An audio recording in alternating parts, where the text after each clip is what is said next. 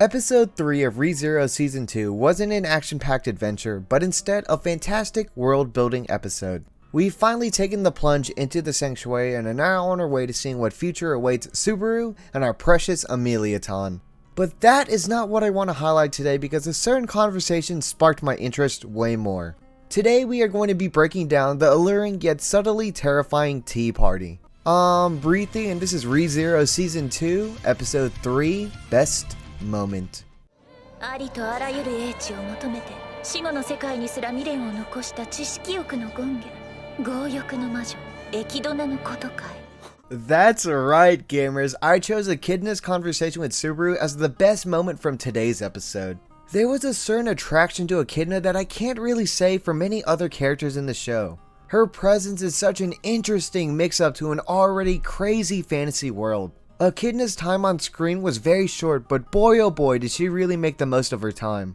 She really name-dropped every other witch out there. Like seriously, was I the only one that was freaking out at that part? We are able to piece a bit of information about every witch, but it's too bad that they kept their appearances hidden. Or did they? You see, while I was watching this, I had an odd feeling that I could actually resemble their silhouettes and I had to do some digging.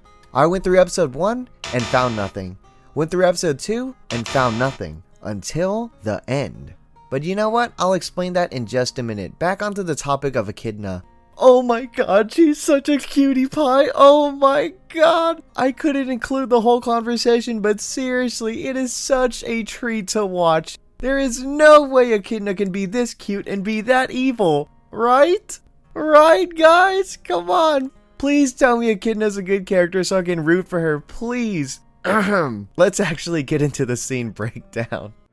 君はそれでいいのかい？は？強欲の魔女に話を聞ける機会なんて君以外の誰が求めてもそうそう得られるものじゃない。 The way Echidna carries herself, it is actually very easy to forget she is the Witch of Greed. When watching this myself, I was really beginning to fall in love with her personality, so much I almost forgot she was this all-powerful being.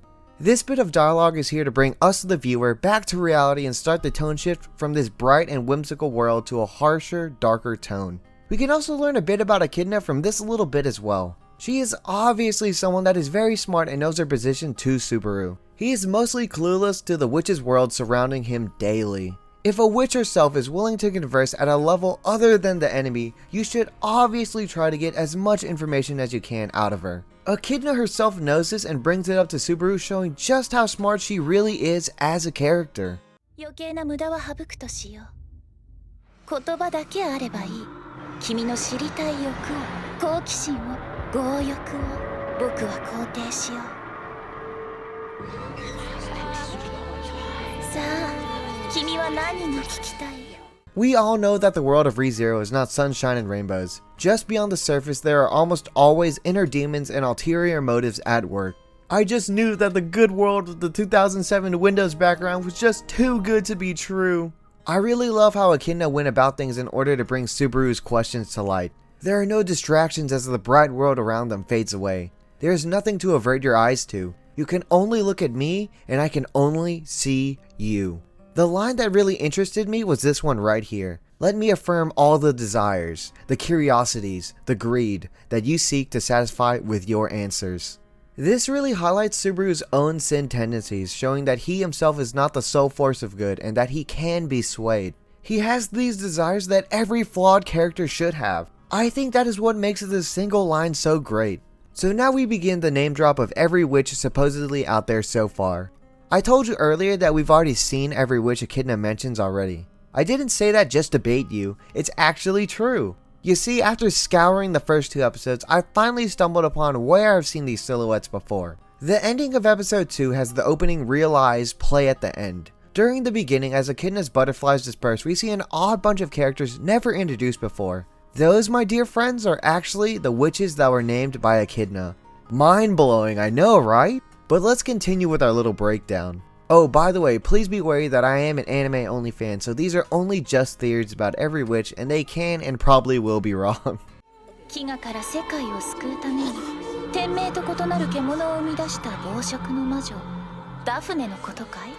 We start with Daphne, the Witch of Gluttony. She is described as the one who created beasts that defied the will of God to save the world from starvation. I believe this description hints to beasts like the white whale itself being creations of this witch named Daphne. What really puzzles me is the line saying to save the world from starvation. Maybe due to Daphne being the witch of gluttony, she has an insatiable hunger, just like Gluttony from the Fullmetal Alchemist series. A hunger that will never ever end. So she must consume these creations against the will of God to satisfy her hunger and stop her from going on a monstrous eating rampage.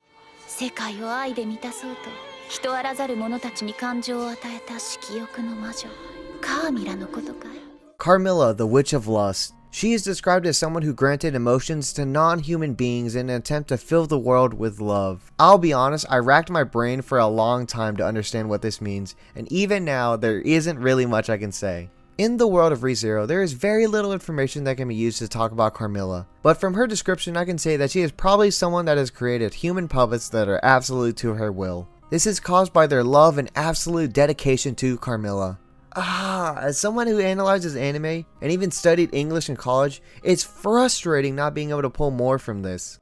争いに満ちた世界を嘆きながらあらゆる人たちを殴り癒した憤怒の魔女ミネルヴァのことかい Minerva, the Witch of Wrath. This one is the most puzzling to me because the way she's described, it sounds like the opposite of wrath. She sounds more like a saint than a witch, to be honest. She's described as someone who struck people to heal them as she lamented the state of a war-torn world. What Echidna is actually saying is that her attacks will not actually harm the person, but instead heal them. This sounds like a blessing, so we kinda have to dig a little bit deeper to understand what made the world around Minerva see her as evil. There is probably some awful side effect to her healing that causes pain to others, which created this animosity towards her. I'm just even more thrown off because she has said that she lamented the war-torn world around her, so she is known to express sorrow for the state around her. You can see why I'm so confused by her standing as the Witch of Wrath, right? I'm so curious to learn more about Minerva and what made her become the Witch of Wrath. 安らぎをもたらすそれだけのために大幕府の彼方へ竜を追いやった怠惰の魔女セクメトのことかい Sekhmet, the Witch of Sloth. I had to Google for 5 minutes trying to find out how to pronounce this name so I won't get roasted in the comments. And man oh man, I'm probably still going to end up saying it wrong. God. Sekhmet is described as the one who drove a dragon past the Great Waterfall just for a chance to rest. Being the Witch of Sloth, I can only assume that she is insatiably lazy. That she will not let anything get in the way of her sloth ways.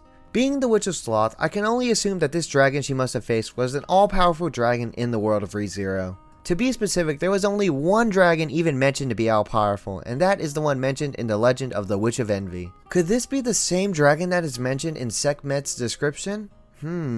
幼さゆえの無邪気と無慈悲でトガ人を裁き続けた傲慢の魔女テュフォンのことかい Typhon, the Witch of Pride. Typhon is known as the one who, out of youthful innocence and cruelty, judged criminals one after another. I'll be honest, when I found the corresponding figure to the astral figure, I couldn't believe this cute, adorable child could be the Witch of Pride.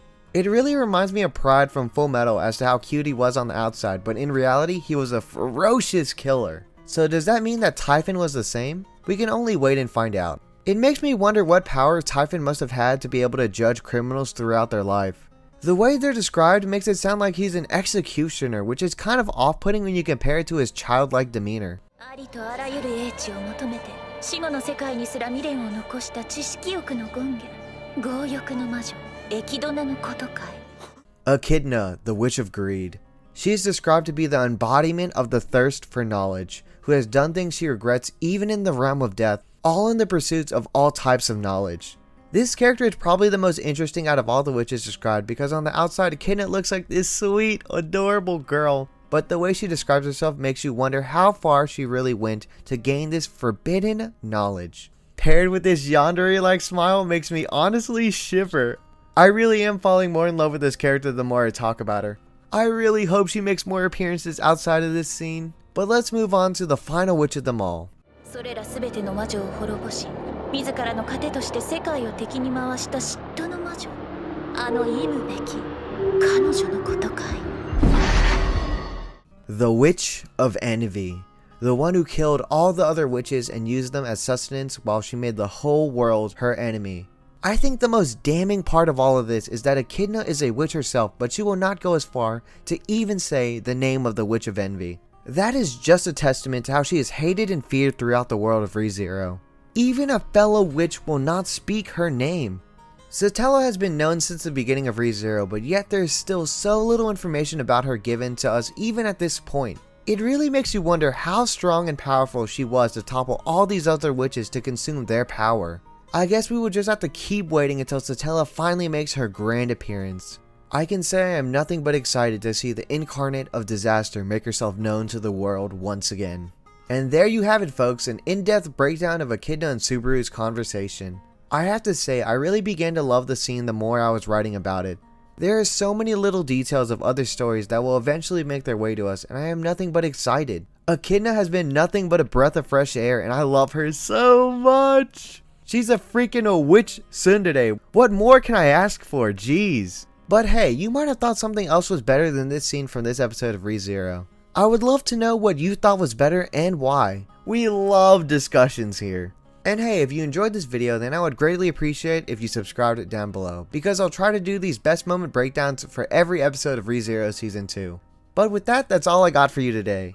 I'm BriThi, your local anime YouTuber, signing off for now. Thank you so much for watching, and goodbye.